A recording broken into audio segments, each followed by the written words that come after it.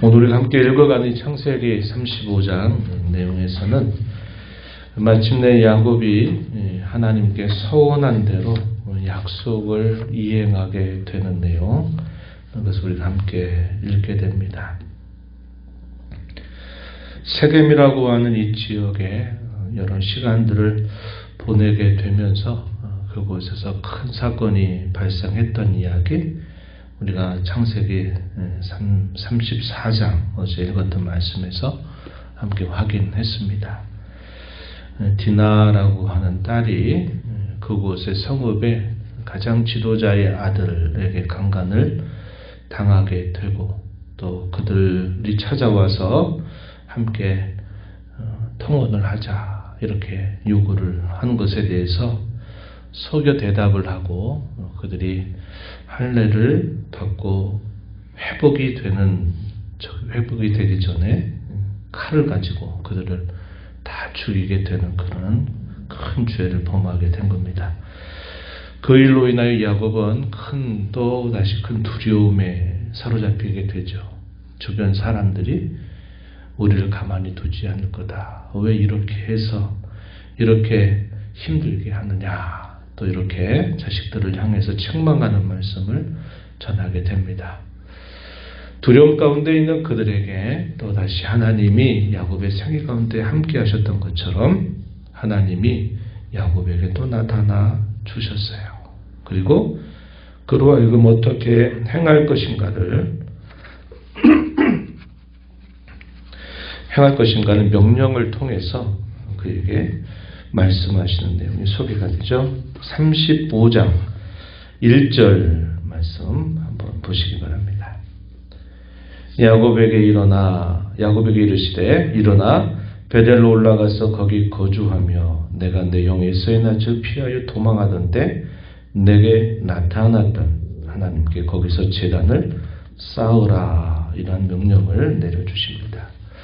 세겜에서부터 베델까지 거리는 아주 먼 거리는 아니었습니다. 안타깝게도 형 에서와 만나고 나서 이 에서를 보내고 난 다음에 바로 이 베델로 돌아와도 될 법했는데 이곳에 머물지를 않고 세겜이라고 하는 것, 먼저는 숫곳이라고 하는 곳에 머물다가 그리고 세겜이라고 하는 곳에 또 머물게 되죠. 그러다가 마침내 또 큰 사건을 만나게 되면서 마침내 이 베델로 올라가게 된 겁니다. 그것도 하나님께서 또다시 야곱에게 나타나서 하신 명령을 따라서 그렇게 그가 말씀을 듣고 마침내 결단을 내리게 됩니다. 그 결단을 내리는 모습들 이제 2절 이하에서 우리가 확인하는 내용들입니다. 죄송합니다. 2절 내용 한번 보시면 야곱이 자식들 향해서 이렇게 말합니다. 너희 중에 있는 이방 신상들을 버리고 자신을 정결하게 하고 너희들의 의복을 바꾸어 입어라. 이제까지 그들이 살아왔던 삶을 정돈할 것을 야곱이 자녀들에게 말을 하는 것입니다. 하나님의 이름을 부르면서 하나님을 섬겨온 듯 하지만 야곱이 돌아볼 때는 여전히 그들의 신앙이 이방의 다른 신들과 더불어 섬겨왔다라는 것을 보여주고 있죠. 이방 신상들을 다 버려라. 너희 자신을 정결하게 해라. 의복을 바꾸어 입으라 하는 것은 그들이 결단하여 새로운 시작을 할 것을 촉구하는 모습을 보여주고 있다는 겁니다. 지나온 삶의 과거를 청산하라 하는 그런 내용들이 되겠어요. 그리고 나서 그들로 하여금 무엇을 할 것인가에 대해서 베델로 올라가자. 내가 만난 날에 내게 응답하시고 내가 가는 길에서 나와 함께 하신 하나님께 내가 거기서 제단을 쌓겠다. 이렇게 말해서 그들로 하여금 베델로 올라갈 것을 그들에게 촉구하게 됩니다. 벌써 오랜 세월들이 있었던 그 이야기입니다. 그가 처음에 이 바단 아람으로 향하게 될 때 그에게 나타나신 하나님이 그와 동행하실 것을 약속하시고 그에 대하여 야곱이 서원했던 그 내용이 분명히 있었던 것입니다. 바로 그러한 이유를 자식들에게 밝혀주면서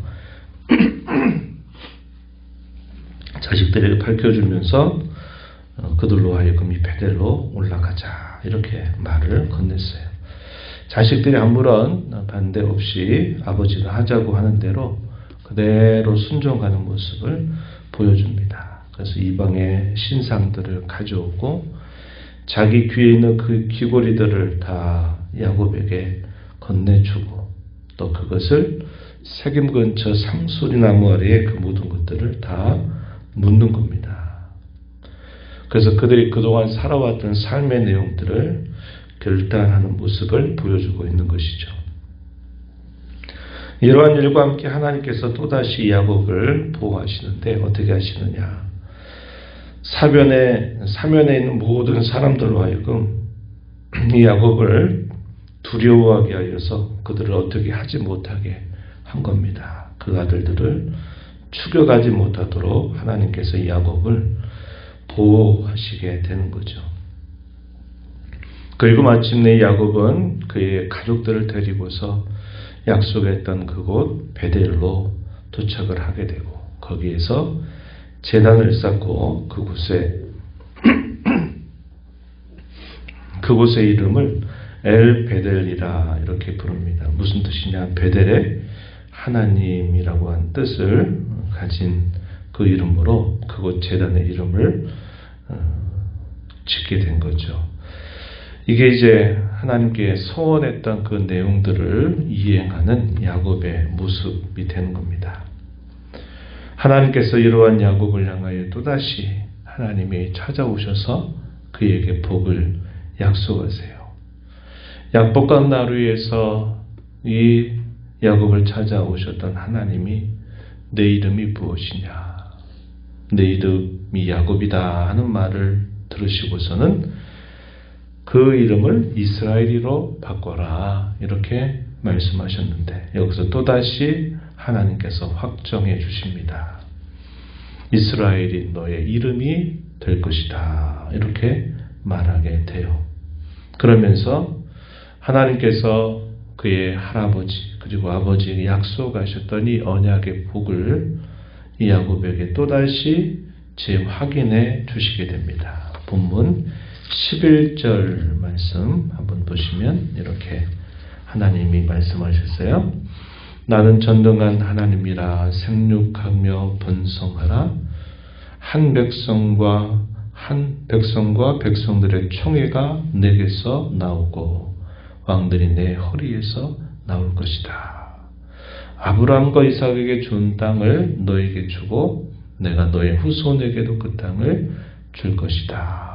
이렇게 하나님이 다시 하나님의 약속을 그에게 재확인해 주시게 됩니다.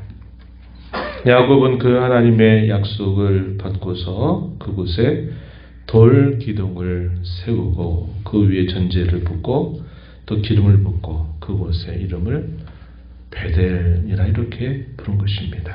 하나님의 집, 옛적에 이름 지었던 그 이름을 그대로 표현하게 된 말씀이죠. 이러고 이 베델에서 이제 마침내 하나님과 이제 만나 교제하고 하나님께 소원했던 것을 다 이행한 이 야곱이 이 베델로부터 다시 내려와서 부모들이 살고 있는 그곳을 찾아가게 됩니다. 그런 과정에서 이 라헬이 자식을 낳다가 거기서 죽게 됩니다.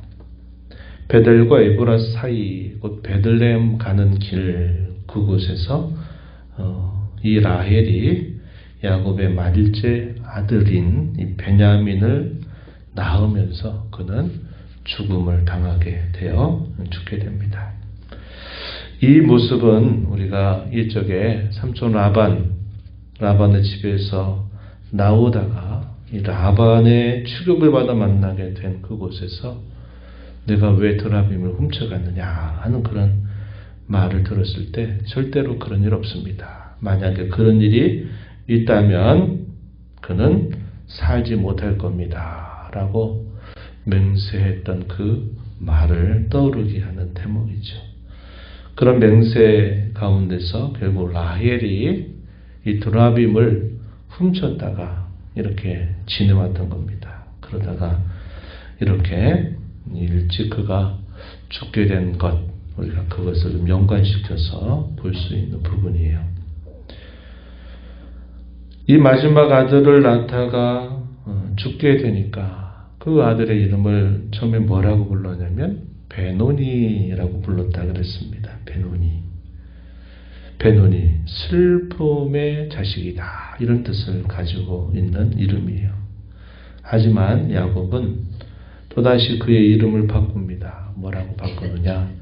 베냐민이라고 바꿔요. 베냐민. 이 말은 오른손의 아들이라고 하는 그런 뜻을 가진 겁니다. 그래서 말째 12번째 아들 베냐민을 이 베들레헴 길에서 낳게 되면서 마침내 12아들이 이제 다 이루어지게 되는 모습이죠.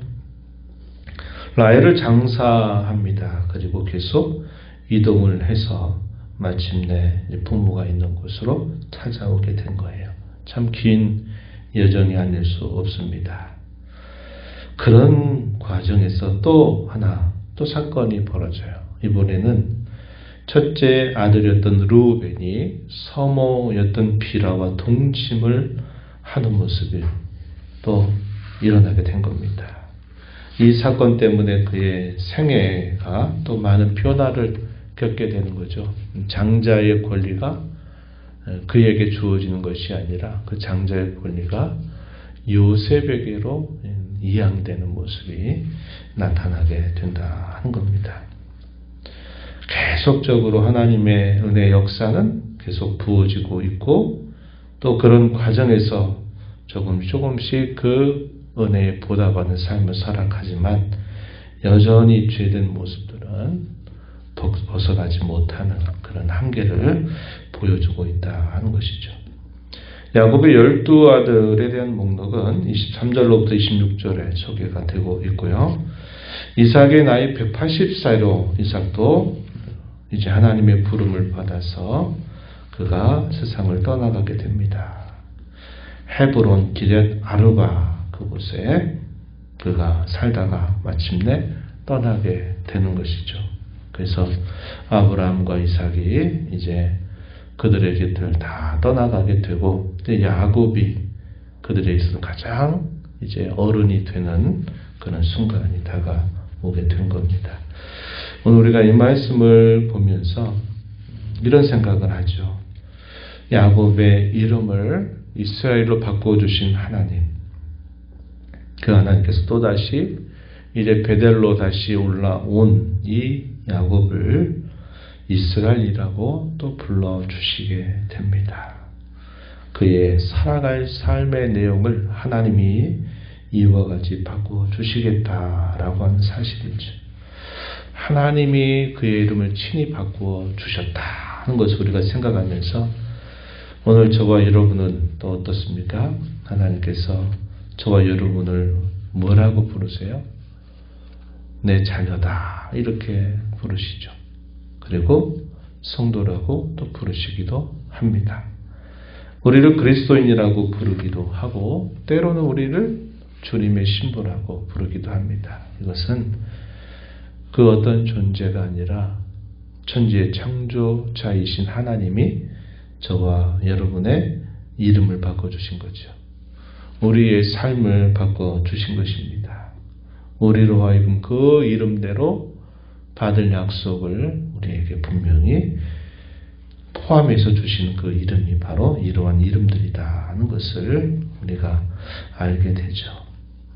하나님이 내 이름을 바꿔주셨다. 하나님이 내 삶을 바꿔주셨다. 하나님이 내 모든 미래를 바꾸어주셨다. 이에 대한 우리의 분명한 인식이 있어야 되겠고 이에 대한 감사의 마음을 가지고 우리가 어디에 있어야 될까? 우리가 어디로 가야 될까 하는 것을 늘 생각하면서 우리가 살아야 하겠다 하는 겁니다. 야곱이 이 베델까지 가기 전에는 계속 많은 통파들이 그를 엄습했습니다. 사건들이 터질 때마다 자기 스스로 해결할 수 없는 문제 앞에 계속 봉착했던 것을 우리가 살펴왔어요. 하나님께서 극적으로 더 그를 도와주신 일이 없었더라면 그는 살기 어려웠을 것입니다. 그런데 마침내 하나님의 도우심을 따라서 그가 약속하고 소원했던 이 베델까지 올라오게 되었을 때 결국 그의 가정의 많은 부분들이 큰 변화를 겪게 되는 시작점이 되었다는 것을 우리가 보게 됩니다. 그가 있어야 할 곳이 바로 그곳이고 그가 가야 할 곳이 바로 그곳이었다 하는 거죠. 거기까지 이르기 전에는 안식과 평화를 얻을 수가 없었던 것입니다. 하나님이 저와 여러분의 신분을 바꾸시고 이름을 바꾸시고 우리의 삶을 바꿔주신 것을 우리가 기억하고 내가 있어야 할 이 베델이라고 하는 자리가 과연 어디인지 그것이 무엇인가를 우리가 늘 생각하면서 그곳을 향하여 결단하고 떠나는 저와 여러분의 삶의 자세가 반드시 필요하다고 하는 겁니다. 내게 맡겨주신 자리, 내가 해야 될 역할, 하나님이 내게 말씀하신 그 자리, 거기를 잘 살펴서 우리 이름을 바꿔주신 그 하나님 앞에 은혜를 감사하면서 날 거기에 이르도록 힘써 살아가는 저와 여러분이 되어야 하겠습니다. 하나님 아버지 감사합니다. 이 새벽 시간에도 저희들을 깨워주셔서 오늘도 아버지 앞에 불러주시고 저희들을 존귀하게 하신 하나님의 은혜를 또다시 말씀을 통해서 배웁니다. 야곱을 이스라엘이 되게 하시고 그의 삶을 새롭게 살도록 하나님이 끊임없이 인도해 주신 하나님의 손길이었고 하나님께 소원한 대로 마침내 베델에 이르게 됨으로써 그간의 모든 삶의 위기와 어려움들을 이제는 평안으로 또 바꾸게 되고 안식을 얻는 모습을 저희가 살펴보았습니다. 저희들이 이 땅에 살면서 지와 형벌로 죽을 수밖에 없었던 저희들에게 놀라운 하나님의 은혜로 말미암아 주의 자녀로 삼으시고 성도로 삼으시고 그리스도인으로 삼아 주신 그 하나님의 은혜에 늘 감사하면서 저희가 가야 할 베델의 자리, 저희가 있어야 할 베델이 어디인가를 늘 살펴서 결단하고 행하는 삶이 되도록 인도해 주옵소서. 은혜의 보호자 앞에 나와 아버지 은혜를 구하는 모든 심령들의 간구를 귀 기울여 주고 응답해 주시기를 바라며 예수님 이름으로 기도하옵나이다. 아멘.